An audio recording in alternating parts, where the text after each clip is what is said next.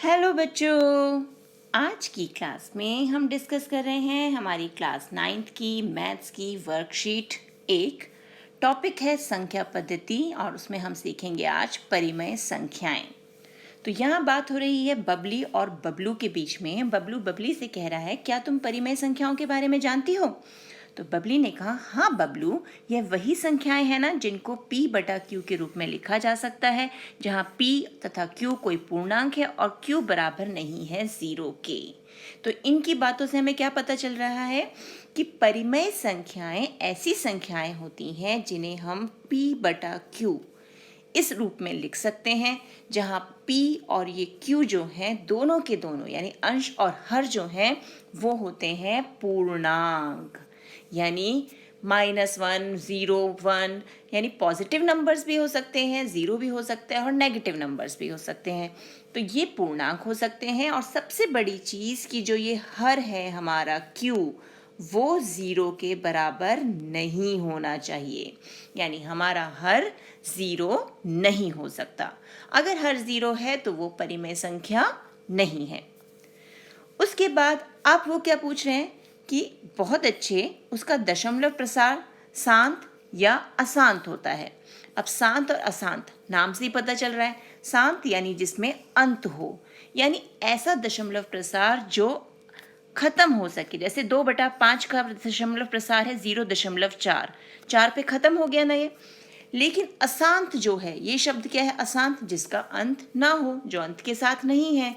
जैसे हम 1/3 जो है इसको दशमलव में बदलें, तो जब हम इसे भाग करना शुरू करेंगे, ये रहा हमारा 1, 3 से भाग करें तो दशमलव दिया, ये 0, 3 तिया 9, फिर 1 आ गया, फिर एक 0 उतार लिया, 3 तिया 9, फिर 1 आ गया, फिर 0 उतारा, 3 तिया 9। यानी ये तो 3 3 आता ही जा रहा है। तो इसे हम कैसे लिख सकते हैं? 0.3333333 चलता ही रहेगा। या हम यहाँ देखें 3 जो है वो बार बार रिपीट हो रहा है, तो इसलिए हम इसे लिख लेते हैं 0.3 और ये लगा दिया हमने बार का निशान। तो ये हो गया 0.3 बार। इसका मतलब कि 3 जो है वो अंक बार बार रिपीट होगा। जितने अंकों पे बार का निशान होता है उतने ही अंक बार बार रिपीट होते हैं।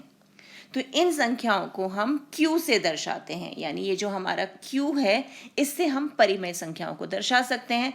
और दो परिमेय संख्याएं जो होती हैं उनके बीच में बेटा हमें अपरिमित यानी अनंत परिमेय संख्याएं मिल सकती हैं। जैसे अगर हमें 1/2 और 1/3 देखने में लग रहा है 1/2 फिर 1/3, इनके बीच में संख्याएं कहाँ से मिलेंगी? तो इनके बीच में बहुत सारी संख्याएं होती हैं जो परिमेय संख्याएं होती हैं। ये हम अगली क्लास में सीखेंगे। तो अब आगे है, अब आप प्रयास कीजिए। यानी अब तक जो हमने सीखा है वो आप अप्लाई करके देखेंगे कि हमने कितना सीख लिया है। तो सबसे पहले है 10/3 और 7/4 के दशमलव प्रसार ज्ञात कीजिए। यानी हम इन्हें भाग करेंगे और पता करेंगे कि इनका दशमलव प्रसार कैसा है, शांत है या अशांत आवर्ती है। तो अब इसे हम सॉल्व करके देखें। भाग करना तो हमें अच्छे से आता है। तो सबसे पहले है हमारे पास 10/3। इट मीन्स हमें क्या करना है? 10 को 3 से भाग करना है। तो 3 तिया 9, 10 में से 9 गया 1। अब यहाँ दिया हमने दशमलव और ये उतार लिया 0। पता है ना, दशमलव के बाद हम कितने भी जीरोस लगा सकते हैं और उन्हें उतार सकते हैं अपनी कैलकुलेशन के लिए। फिर 3 तिया 9, फिर बचा 1, अब 0 दिया, ये 0 उतार लिया, फिर 3 तिया 9, फिर बचा 1। यानी हर बार हमारे पास शेष में 1 बचे ही जा रहा है, इसका अंत ही नहीं हो रहा।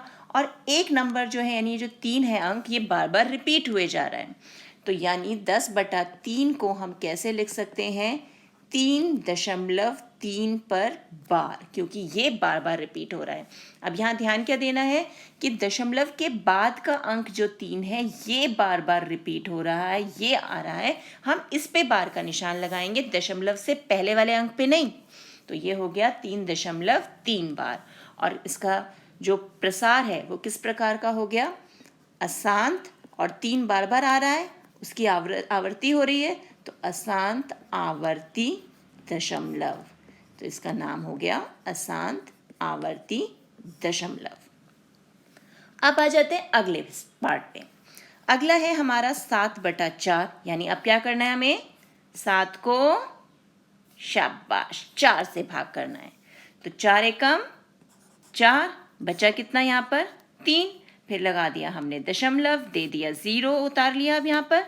तो 4 सत्ते 28, अब कितना बच गया हमारे पास 2, अब ये 0 दिया, यहाँ लाए, हो गया 20। अब 4 के पहाड़े में 20 कब आएगा, शाबाश 4 पंजे 20। तो ये हो गया हमारा यहाँ पे खत्म।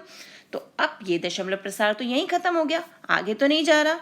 यानी हमारा जो 7/4 है ये बराबर हो गया 1.75 के, और इसमें क्योंकि अंत हो रहा है दशमलव का, इसलिए हम क्या लिखेंगे, शांत दशमलव, अंत के साथ है ये, इसलिए ये हो गया हमारा शांत दशमलव। हो गया हल। अब देखिए आगे और क्या है।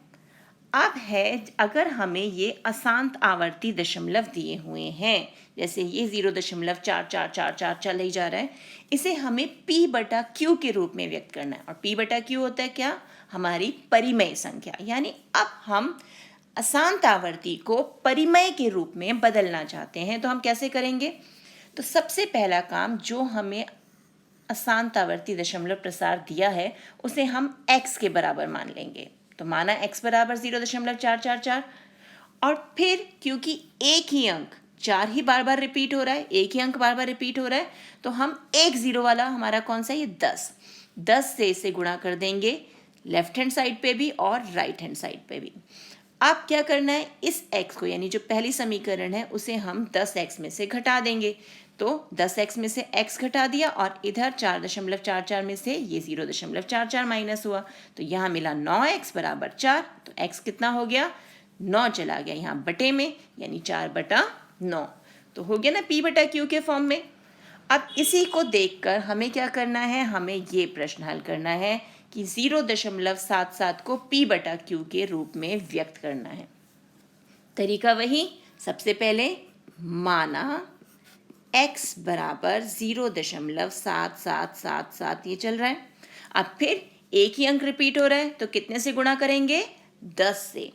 तो दोनों पक्षों को 10 जो है उससे गुणा करने पर, दोनों पक्षों को 10 से गुणा करने पर, अब हमने लेफ्ट हैंड साइड पे भी 10 से गुणा कर दिया, ये हो गया 10 गुणा x, और इधर भी 0.777 जो है ये हमारा, इसको हमने 10 से गुणा कर दिया, ये बन गया 10x।